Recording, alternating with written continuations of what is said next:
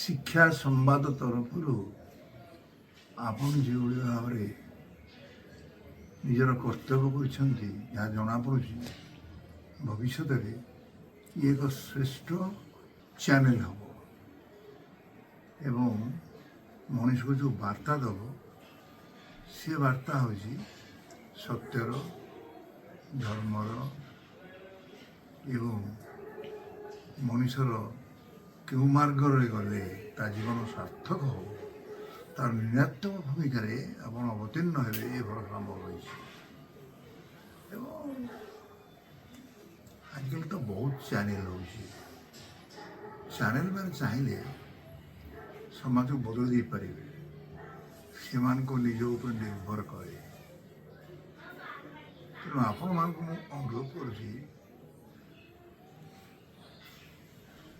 ଆପଣ ଏଭଳି ଏକ ମାର୍ଗ ପ୍ରଦର୍ଶନ କରନ୍ତୁ, ଦେଖେଇ ଦିଅନ୍ତୁ ଏଇ ନୂଆ ଚ୍ୟାନେଲଟି ମାନେ କାଳାନ୍ୱୟ ହେବ, ଧର୍ମଜୟ ହେବ। ସତ୍ୟର ଯିଏ ଉପାସକ ସେମାନେ ସାମ୍ବାଦିକମାନେ ସତ୍ୟ ସମ୍ବାଦ ପରିବେଷଣ କରନ୍ତୁ, ନିର୍ଭୀକ ଭାବରେ ତାଙ୍କର ଜୀବନ ଦର୍ଶନକୁ ଉପଯୁକ୍ତ ମାର୍ଗରେ ନେବା ପାଇଁ ସିଏ ନୂଆ ଦିଗନ୍ତକୁ ମାନେ ଉନ୍ମୋଚନ କରନ୍ତୁ।